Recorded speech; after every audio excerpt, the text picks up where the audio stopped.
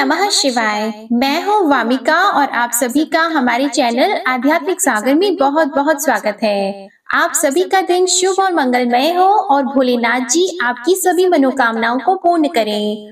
आज आप सुनिए फाल्गुन मास महात्म्य का अध्याय 18। धर्मराज युधिष्ठिर ने मार्कंडेय जी से पूछा, भगवान, राजा पुरुरवा से पहले महाराज हिरण्यतेजा ने नर्मदा देवी को किस प्रकार इस पृथ्वी पर उतारा था, यह बताने की कृपा करें। तब मार्कंडेय जी बोले, राजन, चंद्रवंश में हिरण्यतेजा नाम से प्रसिद्ध एक राजर्षि थे, जो समस्त धर्मात्माओं में श्रेष्ठ तथा प्रजापति के समान थे।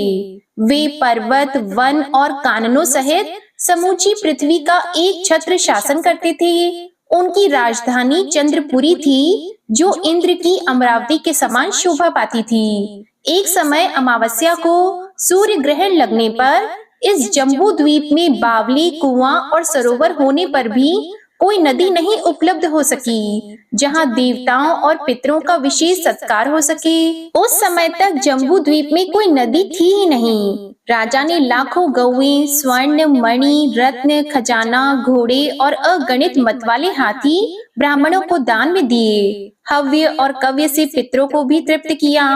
उस समय उन्होंने देखा पितरों को जलपान का बड़ा कष्ट है। वे पितरों से बोले, आप लोग कौन हैं और किस कर्म से पवित्र हो सकते हैं? तब पितर कहने लगे, महाभाग, यह द्वीप नदियों से रहित होने के कारण यहाँ का सब धर्म कर्म नष्ट हो चुका है। नदी के अभाव में न तो देवता तृप्त होते हैं न पितर।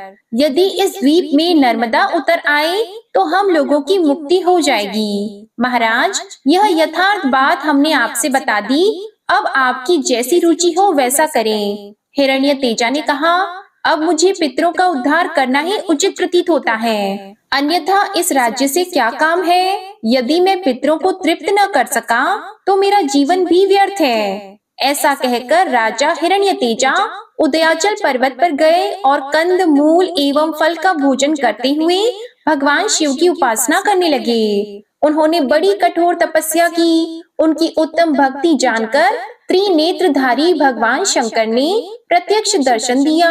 राजा ने देवाधिदेव महादेव के दिव्य रूप का दर्शन पाकर उनकी 3 बार परिक्रमा की और साष्टांग प्रणाम करके उनकी स्तुति की। राजा बोले, हे सुरेश्वर, आपको नमस्कार है। शूलपाणे, आपको नमस्कार है प्रभु। आप ही पृथ्वी, जल, तेज, वायु, आकाश, रूप, रस, गंध, बुद्धि, अहंकार, मन, प्रकृति और उसके तीनों गुण हैं। आप ही संपूर्ण इंद्रियों के प्रेरक, समस्त कलाओं से युक्त और कला रहित अविनाशी परमेश्वर हैं। ब्रह्मा और विष्णु आदि देवताओं को भी आपके आदि अंत का पता नहीं लगता। महातेजा का किया हुआ यह स्तोत्र सुनकर देव देव जगदीश्वर शिव ने कहा, महाभाग, तुम अपनी इच्छानुसार वर मांगो। तब राजा ने कहा, देवेश्वर, 7 कल्पों तक प्रवाहित होने वाली नर्मदा देवी को आप मृत्यु लोक में उतारें। पितर घोर नरक में डूब रहे हैं, उनका उद्धार हो और वे तृप्त होकर मुक्ति एवं परम गति को प्राप्त हों। इसके लिए नर्मदा देवी का अवतरण आवश्यक है। महादेव जी बोले, तात, नर्मदा जी तो ब्रह्मा, विष्णु आदि देवताओं, दैत्यों तथा अन्य अल्पजीवी प्राणियों द्वारा पृथ्वी पर नहीं उतारी जा सकती। अतः तुम कोई दूसरा वर मांगो, उसे अभी दे दूंगा। तब महाभाग राजा हिरण्यतेजा ने कहा, प्रभु, आपके प्रसन्न होने पर तीनों लोकों में कुछ भी असाध्य नहीं। मैं तो सहस्त्रों जन्म धारण करने पर भी दूसरा वर नहीं मांगूंगा। देवेश्वर, मैं आपके सेवकों का भी सेवक हूँ, मुझे नर्मदा जी को ही दीजिए। राजा का यह निश्चय जानकर भगवान शंकर ने लोक पावनी नर्मदा देवी का आह्वान किया। वे मगर के आसन पर आरूढ़ होकर दिव्य रूप से आकर शिव जी के आगे खड़ी हुई और उमा महेश्वर दोनों के चरणों का स्पर्श करके नतमस्तक होकर बोली, देवेश, किस लिए मेरा स्मरण किया गया? तब महादेव जी ने कहा, नर्मदे, राजा हिरण्यतेजा ने अपना राज्य छोड़कर यहाँ 14,000 दिव्य वर्षों तक घोर तपस्या की है। अतः तुम इनकी इच्छा के अनुसार पृथ्वी पर उतरो, शीघ्र जाओ और नरक में पड़े हुए सब पितरों का उद्धार करो। तब नर्मदा देवी बोली, देव, मैं बिना किसी आधार के जम्बू द्वीप में कैसे जाऊंगी? यह सुनकर महादेव जी ने पर्वतों से कहा, तुम सब लोग क्षण भर स्थिर हो जाओ, जिससे सरिताओं में श्रेष्ठ नर्मदा पृथ्वी पर आ जाए। तब पर्वतों ने कहा, देव, हम नर्मदा देवी को धारण करने में असमर्थ हैं। उसी समय उदयाचल ने खड़े होकर कहा, महादेव जी की कृपा से मैं नर्मदा को धारण करने में समर्थ हूँ। इसके बाद उदयाचल की चोटी पर चरण देकर नर्मदा देवी आकाश से पृथ्वी पर आई और वायु के समान वेग से पश्चिम दिशा को बह चली। उस समय तीनों लोकों में बड़ा हाहाकार मचा।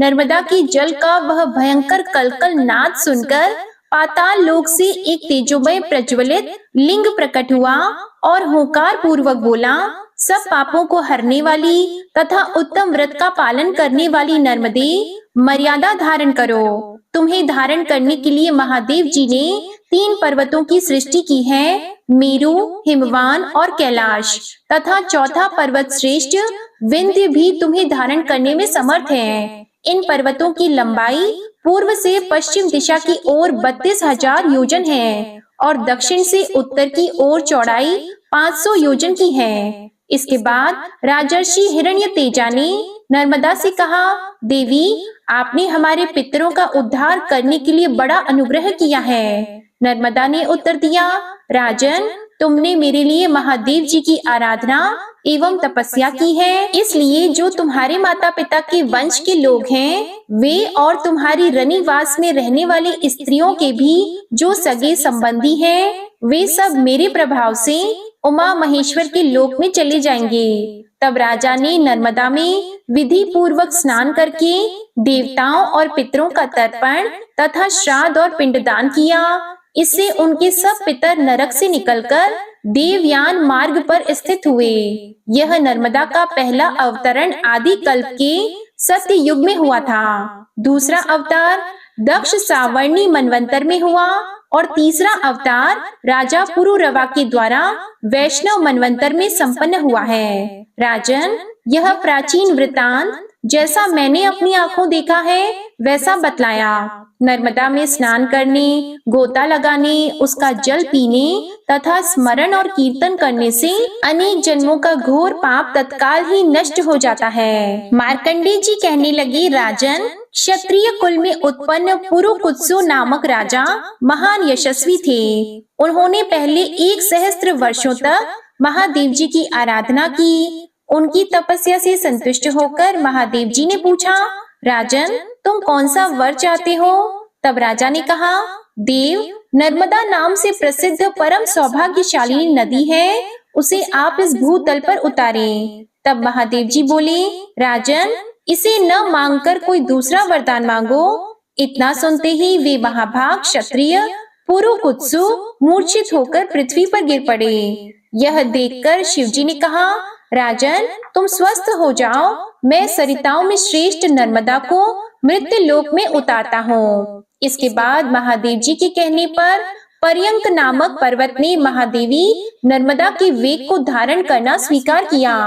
राजा और देवताओं के साथ देवी नर्मदा बड़े वेग से चली और पर्यंक पर्वत की चोटी पर होती हुई उस स्थान पर पहुंची जहां पूर्व काल में राजा पृथु ने अश्वमेध यज्ञ किया था। वहीं एक बांस के मूल भाग से महानदी नर्मदा निकली। उस समय सब देवता, गंधर्व, यक्ष, अश्विनी कुमार, पिशाच, राक्षस, नाग और तपोधन ऋषि सब लोग अर्घ और पाद्य से पूजन करके नर्मदा जी की शरण में प्राप्त हुए और बोले, आज हम लोगों का जन्म सफल हुआ, हमारी तपस्या भी सफल हो गई। देवी, यहाँ तुम्हारा दर्शन करके हम सब देवता कृतार्थ हो गए। हम उसी को पुरुष मानते हैं जिसने नर्मदा जी को यहाँ उतारा है। नर्मदे, तुम अपने हाथ से देवताओं का स्पर्श करो जिससे हम सब लोग पवित्र हो जाएं। यह सुनकर नर्मदा बोली, मैं अब तक कुमारी हूँ, मेरा पति नहीं है, अतः मैं देवगणों का स्पर्श नहीं कर सकती।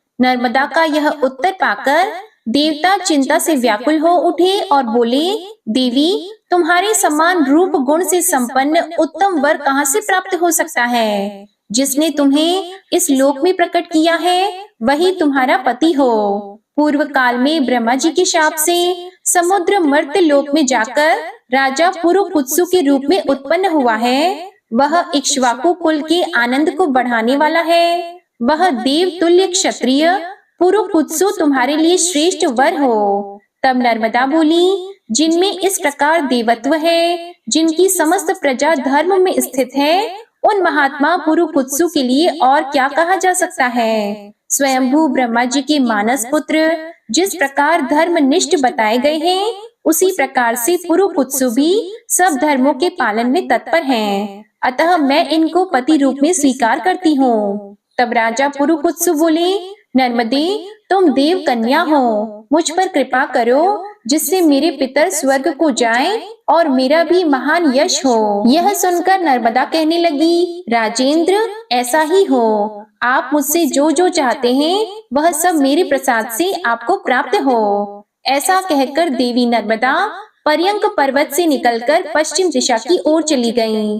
वे धनुष से छूटे हुए बाण की भांति पृथ्वी को विदीर्ण करती और पर्वत शिखरों को तोड़ती फोड़ती हुई बड़े वेग से चली जा रही थी। उस समय विंध्य पर्वत के प्रदेश में वे जहाँ जहाँ गईं, वहाँ वहाँ स्नान किया जाता है। वहाँ तीर्थ वर्जित स्थान में भी स्नान करने पर सहस्त्रों गंगा स्नान का फल होता है। इसके बाद वेदज्ञ महर्षियों ने सुख का विस्तार करने वाली लोक पावनी महादेवी नर्मदा का स्तवन किया। वेद धर्म के मूल हैं, स्मृतियां फूल और फल हैं। अग्निहोत्र परायण पुण्यात्मा द्विज उस फल का उपभोग करते हैं, परंतु वे भी नर्मदा को स्वर्ग की सीढ़ी समझकर उसका सेवन करते हैं, उसका दर्शन करते हैं। जहाँ जहाँ भगवान शिव के शुभ मंदिर के पास पुण्यमयी नर्मदा विद्यमान है, वहाँ वहाँ नर्मदा नदी का स्नान 1,00,000 गंगा स्नान के समान होता है। अग्निहोत्र से जो पुण्य होता है और पितरों के श्राद्ध से जो फल प्राप्त होता है, वह सब नर्मदा के जल से उपलब्ध हो जाता है। नर्मदा के नाम का कीर्तन करना और उसके संगम तीर्थ में दान देना, इसके समान दूसरी कोई वस्तु नहीं है। जो बुद्धिमान प्रातः काल उठकर नर्मदा नदी का स्नान करते हैं, उनका पहले जन्म का और इस जन्म के किए हुए सभी पाप नष्ट हो जाते हैं। कोई भी मनुष्य यदि नर्मदा में जहाँ कहीं भी स्नान कर लेता है, उसका किया हुआ 100 जन्मों का पाप तत्काल नष्ट हो जाता है। जो नर्मदा के तट पर मृत्यु को प्राप्त होता है, वह भगवान शंकर के स्वरूप को प्राप्त होता है। जहाँ नर्मदा नहीं है, वहाँ पापों का प्रायश्चित करने की प्रेरणा की जाती है, परंतु नर्मदा जल प्राप्त होने पर तो प्रायश्चित की आवश्यकता ही नहीं रह जाती। विंध्यगिरि के 8 मानस पुत्र बताए गए हैं, जिनमें पर्यंक प्रथम है। उसे सब पर्वतों में श्रेष्ठ जानना चाहिए। नर्मदा के 150 स्तोत्र कहे जाते हैं। आधे कोस के तीसरे भाग अर्थात 587 गज की चौड़ाई में उसकी धारा बहती है, ऐसा विज्ञ पुरुषों ने बताया है। हे युधिष्ठिर, परमेश्वरी नर्मदा ने देवताओं और मनुष्यों के हित के लिए स्वयं ही अपने आप को धारण किया है। वे समस्त सरिताओं में श्रेष्ठ हैं और संपूर्ण जगत को तारने के लिए ही यहाँ अवतीर्ण हुई हैं। उनके तट पर स्वर्ग और मोक्ष दोनों ही स्थित हैं। इसके आगे का वृतांत आप अगले अध्याय में सुनेंगे। अब आप सुनिए श्री शिव चालीसा पाठ। श्री गणेश गिरिजा सुवन मंगल मूल सुजान, कहत अयोध्या दास तुम देहु अभय वरदान। जय गिरिजापति दीन दयाला, सदा करत संतन प्रतिपाला। भाल चंद्रमा सोहत नीके, कानन कुंडल नाग फनी के। अंग गौर शिर गंग बहाए, मुंड माल तन छार लगाए। वस्त्र खाल बागंबर सोहे, छवि को देख नाग मुनि मोहे। मैना मातु की है दुलारी, बाम अंग सोहत छवि न्यारी। कर त्रिशूल सोहत छवि भारी, करत सदा शत्रु निशयकारी। नंदी गणेश सोहित कैसे, सागर मध्य कमल है जैसे। कार्तिक श्याम और गणराऊ, या छवि को कही जात न काऊ। देवन जब ही जाए पुकारा, तब ही दुख प्रभु आप निवारा। किया उपद्रव तारक भारी, देवन सब मिली तुम ही जुआरी। तुरत षडानन आप पठायहु, लव निमेष महामारी गिरायो। आप जलंधर असुर सहारा, सुयश तुम्हार विदित संसारा। त्रिपुरासुर सन युद्ध मचाई, सब ही कृपा कर लीन बचाई। किया तपहि भागीरथ भारी, पूरब प्रतिज्ञा तसु पुरारी। दानिन मह तुम सम को नाही, सेवक स्तुति करत सदाही। वेद नाम महिमा तव गाई, अकथ अनादि भेद नहीं पाई। प्रगट उदधि मंथन में ज्वाला, जरे सुरासुर भय विहाला। कीन्ह दया तह करी सहाई, नीलकंठ तब नाम कहाई। पूजन रामचंद्र जब कीन्हा, जीत के लंक विभीषण दीन्हा। सहस कमल में हो रहे धारी, कीन्ह परीक्षा तब ही पुरारी। एक कमल प्रभु राखे जोई, कमल नयन पूजन चह सोई। कठिन भक्ति देखी प्रभु शंकर, भय प्रसन्न दिए इच्छित वर।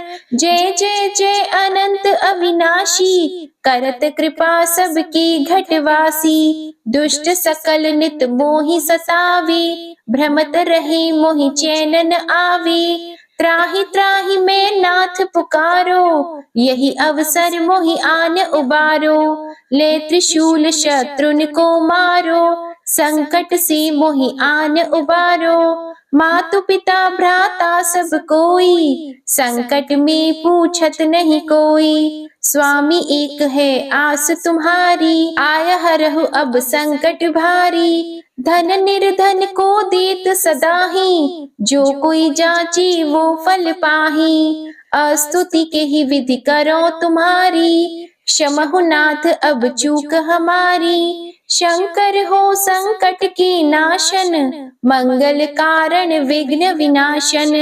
योगी यति मुनि ध्यान लगावी, नारद शारद शीश नवावी। नमो नमो जय नमो शिवाय, सुर ब्रह्मादिक पारन पाए। जो यह पाठ करे मन लाई, तापार होत है शंभु सहाय। ऋण के हो जो कोई अधिकारी, पाठ करे सो पावन हारी।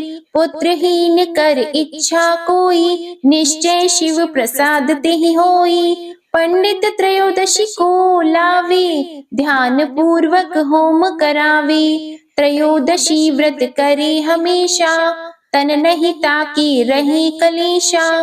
धूप दीप नैवेद्य चढ़ावे, शंकर सम्मुख पाठ सुनावे। जन्म जन्म के पाप नसावे, अंतवास शिवपुर में पावे। कहे अयोध्या आस तुम्हारी, जानी सकल दुख हरहु हमारी।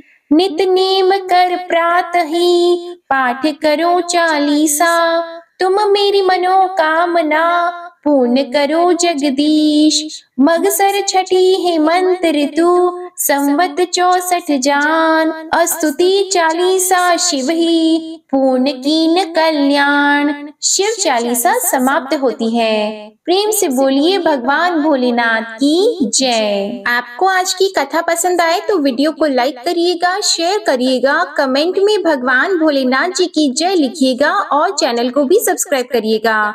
इसी के साथ आज आप हमारे चैनल पर विनायक चतुर्थी व्रत की कथा भी जरूर सुनिएगा। जय भोलेनाथ।